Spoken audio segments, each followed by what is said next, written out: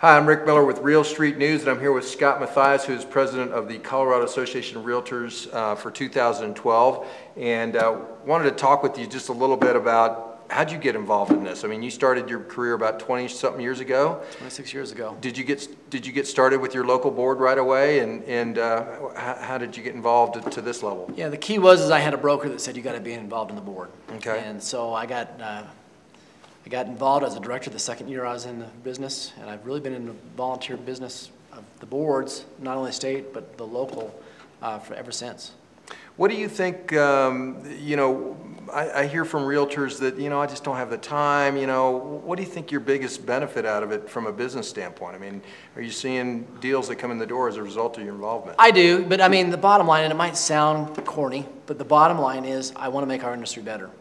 And when I do the leadership part of my business, I focus on the leadership, and then there's a part where I do my business, and I have to do that. But I've been involved at the state and local level, and also at the national level. So I deal with realtors as well, and I get a lot of business. The business I've got over the last 20 years is a result of my involvement in the business. That's been a benefit, obviously. Mm-hmm. But the other benefit too is it sharpens my tools. I'm in it every day from a leadership standpoint to find out the rules, regulations, and just the best business practices.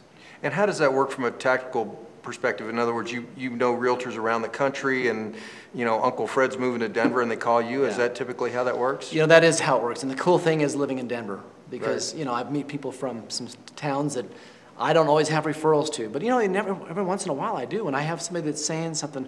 I think first of all leadership, and then I think through our relocation in my company. But Denver's a popular place to live, so mm-hmm. we get a lot of referrals our way through people that I've been on committees with, or just done some stuff on the state and local level and national level as well. Right.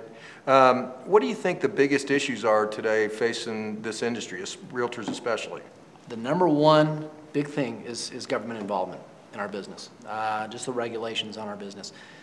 People think that it's just a God-given right to be able to deduct your interest from your mortgage. Mm-hmm. We fight that as an industry every year. We've fought it for the last 10 years, but the last 2 years, it is that close to losing it. So that would obviously affect a lot of our business if we lost deductibility of interest. I still think that homeownership would matter to some people, but it would, let's face it, having deduct our interest is a big key.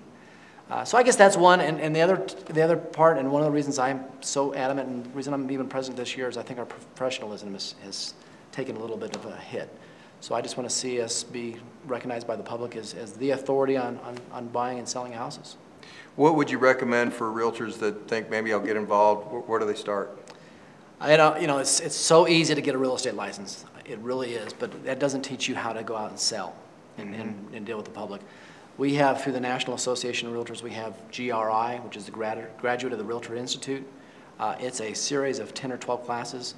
I recommend whenever I talk to a new realtor to take that over their first year. It will help them in their career beyond anything else that they can do. And what about in leadership? Where should they get started there? At the local boards, whether it's doing a marketing session or just doing something on the ethics committee, just getting involved. It's a great business. We get a lot of results from this business, a good living. To give back in even a small way at the local level is a good start. Well, a lot of people admire you. You've done a great job, and appreciate your service to the industry. Absolutely. No problem. Thanks, Thank Scott. you.